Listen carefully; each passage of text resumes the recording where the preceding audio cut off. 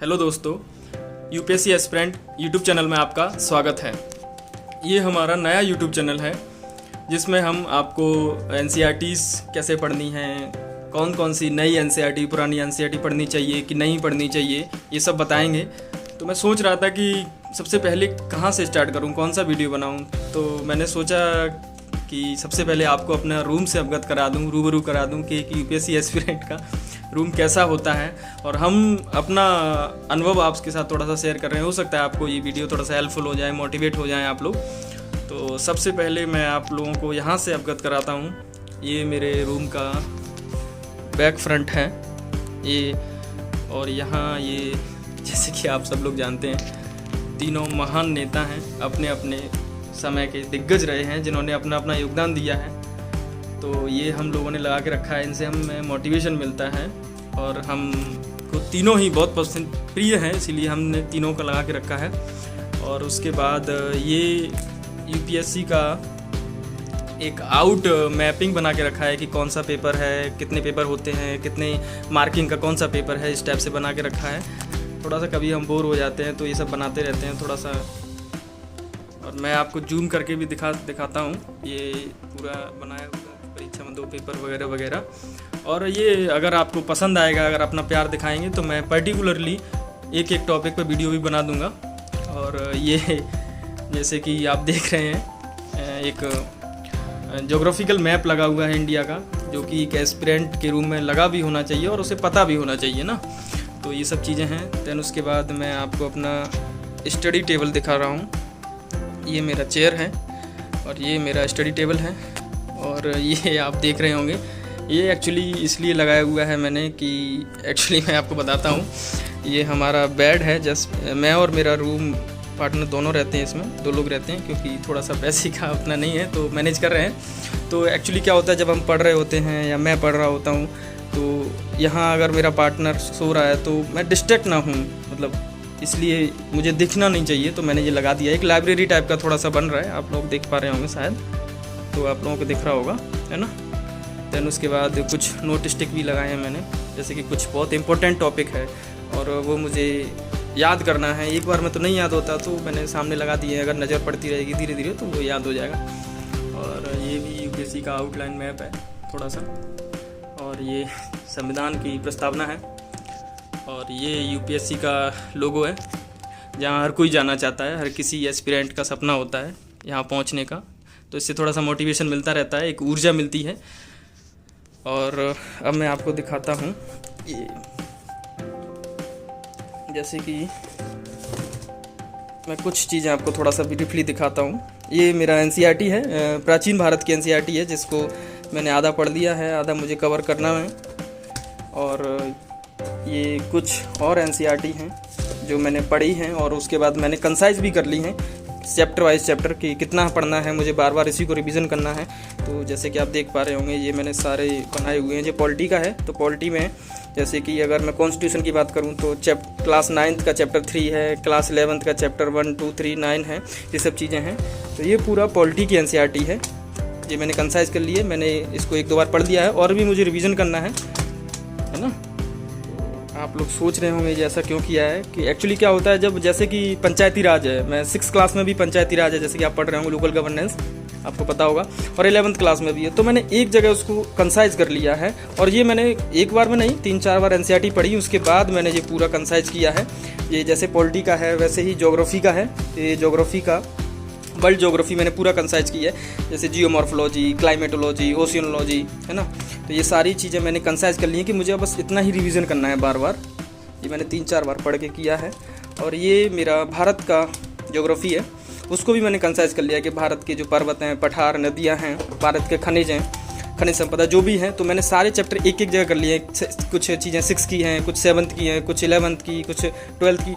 तो जो topic same है, जैसे नदियाँ हैं, तो 6 में से भी कुछ उठाया, 6 में तो खैर नहीं है, जैसे 7th में है, 8th में है, 9th 10th में थोड़ा ज़्यादा है, और 11th में भी हैं। तो वो सारी चीज़ें, नदियाँ एक साइड, पर्वत पठार एक साइड, तो ये सब सारी चीज़ें मैंने कंसाइज कर ली हैं। मैंने एक बार में तो नहीं हुई, मैंने 3-4 बार पढ़ा एनसीईआरटी को, फिर उसके बाद पूरा कंसाइज कर लिए, जैसे आप तो देख पा रहे होंगे ना।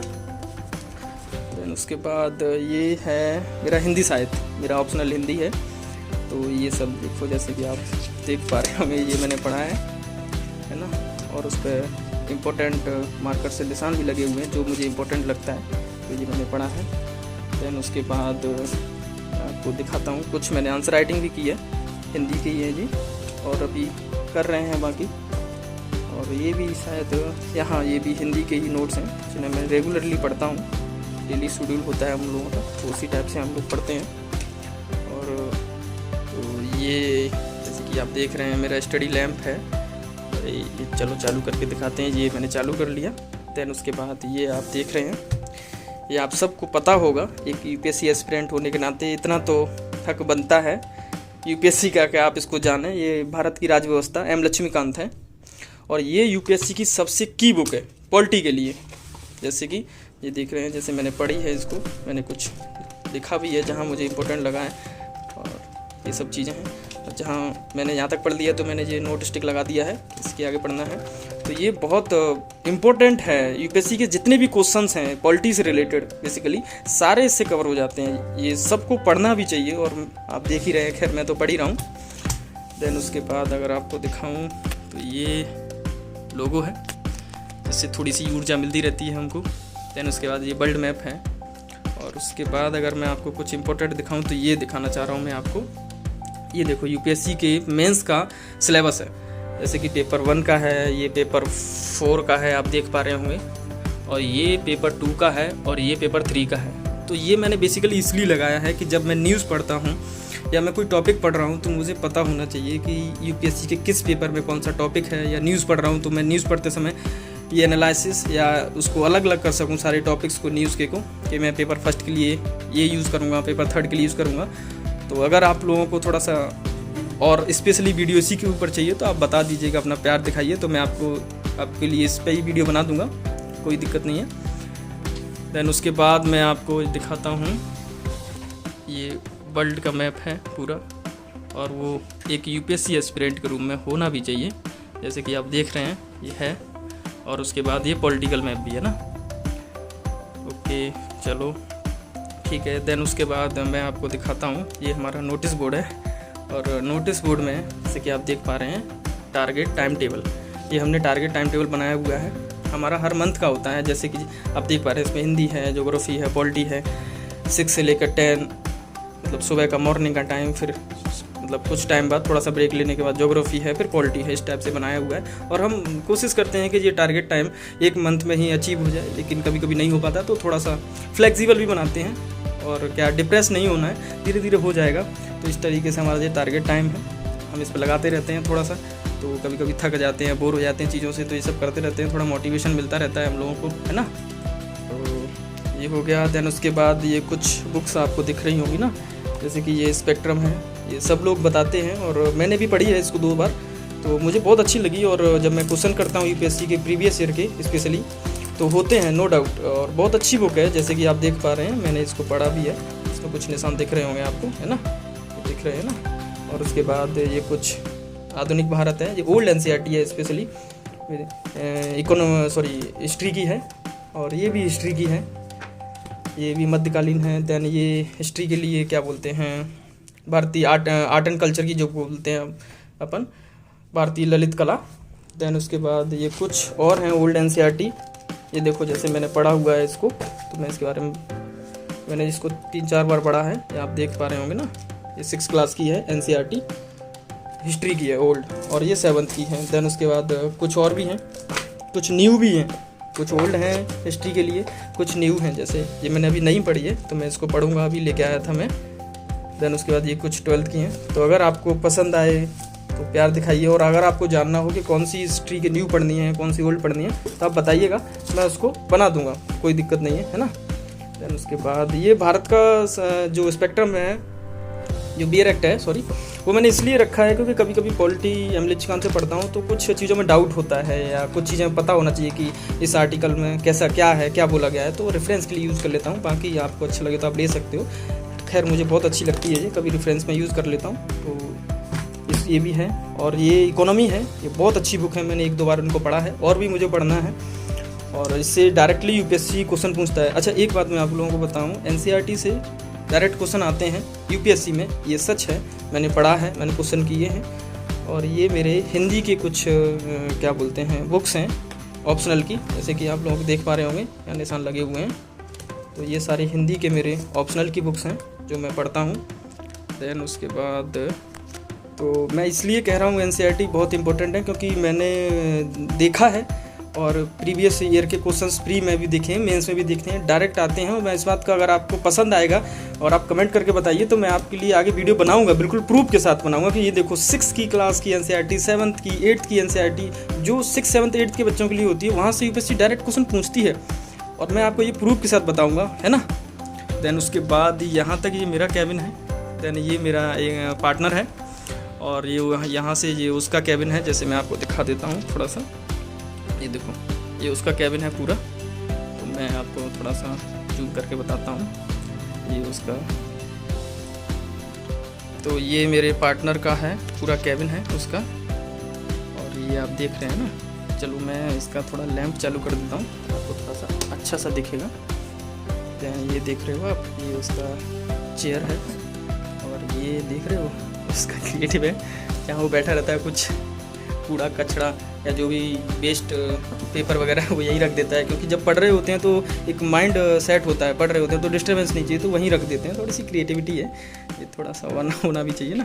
दैन उसके बाद ये देख रहे हो आप, नोट स्टिक लगे हुए हैं उसके। दैन उसने मैप बनाया हुआ है और मैप बनाना आना भी चाहिए ना, आपको पता होना चाहिए, आना भी चाहिए। पेपर में यूज़ करना पड़ता है मेंस में ये सब चीज़ें। ये भारत की उद्देश्य का है, जैसे उद्देश्य का में बहुत सारी चीज़ें हैं, कभी कभी कहाँ संशोधन हुआ है, कौन कौन से शब्द जोड़े गए हैं, तो वो सब लिख दिया है। तो एक बार में सारी चीज़ें देख लेंगे तब भी पता चल जाएगा और ये रिवीजन के लिए आसान होती हैं। और यूपीएससी यहाँ से क्वेश्चन पूछता भी, अगर आप जानते होंगे तो क्या बोलते हैं उद्देश्य का से जो प्रस्तावना है, प्रेम्बल है भारत की, वहाँ से हर बार एक क्वेश्चन आता है।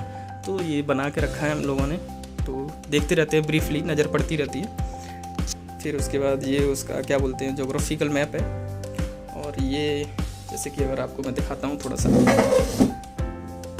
ये है, ये उसका चश्मा है गूगल। ये देखो, ये हम लोग करते रहते हैं और ये आना भी चाहिए ना। ये यूपीएससी एस्पिरेंट को जैसे देखो, ये भारत है, सॉरी थोड़ा सा क्लियर नहीं हो पा रहा है, हाँ हो गया। ये भारत है और उसके पड़ोसी देश हैं। देन उसके बाद जगह छोड़ी है हम लोगों ने, उस पर लिखना है। देन उसके बाद ये लैटिट्यूड है, लॉन्गिट्यूडनल वगैरह हैं, अक्षांश देशांश भारत की है ना, कहाँ से कौन सी अक्षांश रेखाएं गुजरती हैं, देशांतर किस किस राज्यों से गुजरती है ना, ये सब यूपीएससी ने कभी कभी पूछा है। तो ये सब चीज़ें हमने करके रखा है। देन उसके बाद ये ब्रीफली एक मोटे मोटे तौर पर पूरी भारत की नदियाँ हैं, है ना, ये आपको दिख रही होंगी ना, ये सारी चीज़ें देखो। और ये उसके बाद भारत के में कौन कौन से पर्वतीय क्षेत्र हैं, कौन कौन से श्रेणियाँ हैं भारत के, पठार वगैरह, है ना, जैसे पश्चिमी घाट, पूर्वी घाट और ये हिमालय श्रेणी। तो ये सब आप देख पा रहे हो, देखो ये सब मालवा का पठार, बुंदेलखंड का पठार, और ये सब पूरा डिस्क्रिप्शन लगा हुआ है ना, देखो प्रायद्वीपीय पठार का ना। और आगे देखो, अगर आपको दिखाऊं तो और भी हैं, ये देखो भूकंप से प्रभावित क्षेत्र हैं, ये सब चीज़ें। ये क्या है, जब हम पेपर की तैयारी करते हैं और जब रिवीजन का टाइम होता है तो आसानी से रिवीजन हो जाते हैं ना, ये सब चीज़ें हैं। फिर उसके बाद ये देखो उसकी पॉलिटी है, और देखो उसने भी देखो उसी तरीके से चीज़ों को देखो मार्क करके रखा है ना। तो मैं इसलिए दिखा रहा हूँ ताकि हो सकता है ये चीज़ें आपको हेल्प करें, और अगर अपना प्यार दिखाओगे तो मैं पर्टिकुलरली सारे चीज़ों पर वीडियो बना दूंगा कि कौन सी किताब पढ़नी है, कितनी पढ़नी है। ज़्यादा स्टडी मटेरियल से क्या होता है ना, हिंदी मीडियम के लिए यही समस्या है कि एक तो प्रॉपर स्टडी मटेरियल नहीं है, दूसरा बहुत ज़्यादा बह जाते हैं तो फिर कुछ हाथ नहीं लगता ना, एक सिलेक्टिव चीज़ें। और ये सब चीज़ें मैं इसलिए भी आपको शेयर कर रहा हूँ कि मैंने बहुत रिसर्च किया है, मैंने कई मेरे दोस्त हैं जो सिलेक्ट, मैंने उनसे बात भी की है, तो उन सब से मैंने बात करके मैंने पूरा रिसर्च करके बनाया है।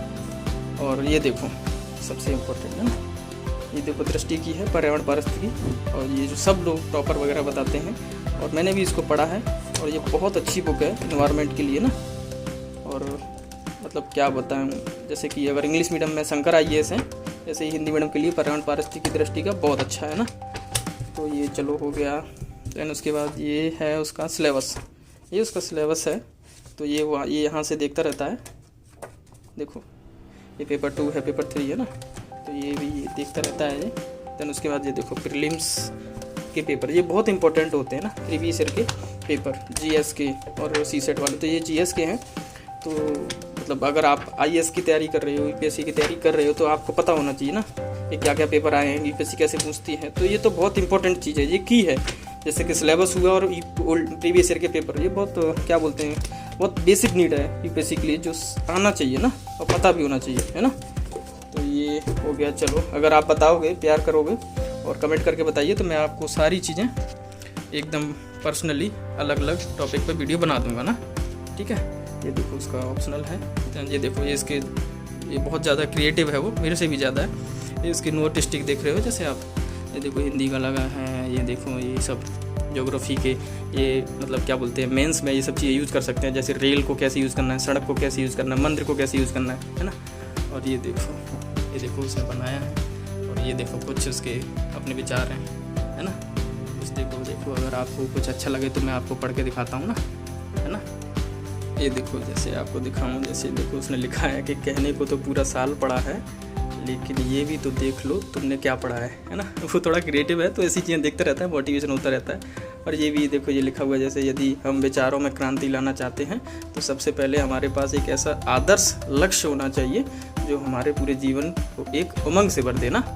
तो फिर देखो उसने लिखा है आदर्श लक्ष्य मेरा यूपीएससी, है ना। तो ये सब चीज़ें थोड़ा सा मोटिवेट करती हैं और कुछ नहीं है। और कभी कभी क्योंकि क्या होता है ना, पढ़ते पढ़ते हर कोई बोर हो जाता है, कोई रोबोट तो नहीं है ना, इंसान है, तो बोर हो जाते हैं। तो ये सब चीज़ें देखते रहते हैं तो थोड़ा एक मोटिवेशन मिलता है ना। फिर देखो ये पूरा भारत का पॉलिटिकल मैप है ना। और ये सब देखो उसका भी पूरा केबिन बना हुआ है ना। क्योंकि जैसे मान लो ये मैं आपको दिखाऊँ तो ये हमारा थोड़ा सा कपड़े उपड़े लगे हैं, लेकिन दिखा इसलिए रहा हूँ क्योंकि ये क्यों है इसलिए बता रहा हूँ। लोग कोई आ रहा है ना, तो यहाँ वो पढ़ रहा है बैठ के, तो माइंड डिस्ट्रैक्ट नहीं होना चाहिए ना उसका, तो यहाँ लगा दिया है। जैसे अगर बैठ जाते हैं, मैं आपको बैठ के दिखाता हूँ ना। जैसे अगर हम बैठ गए तो उसके बाद हमारा टेबल और क्या बोलते हैं लैंप, और देन उसके बाद ये पूरा कवर हो जाता है ना। तो उसके बाद क्या है, माइंड डिस्ट्रैक्ट नहीं होता, अपन एकदम आराम से बैठ के पढ़ रहे होते हैं। तो ये सब पूरा हमारा एक रूल का एक व्यू था जो मैंने आप लोगों के साथ शेयर किया। अगर आप लोगों को पसंद आए तो थोड़ा प्यार बताइए और कमेंट करके बताइए कि आपको किस चीज़ पे वीडियो चाहते हो। यूपीएससी के सिलेबस पे, एनसीईआरटी कैसे पढ़नी है, न्यू पढ़नी है या पुरानी पढ़नी है, कौन सी बुक्स पढ़नी है, किस सब्जेक्ट की बुक को कितनी बार पढ़ना चाहिए, है ना। प्रीवियस ईयर के क्वेश्चन कब करने चाहिए, पहले या बाद में, कितनी बार करना चाहिए, है ना। और कौन कौन से टॉपिक्स के लिए कौन सी बुक्स पढ़नी चाहिए, तो मैं बिल्कुल एकदम कंसाइज वे में बहुत अच्छे से बहुत रिसर्च करके बना दूंगा, ठीक है। चलो, थैंक यू दोस्तों।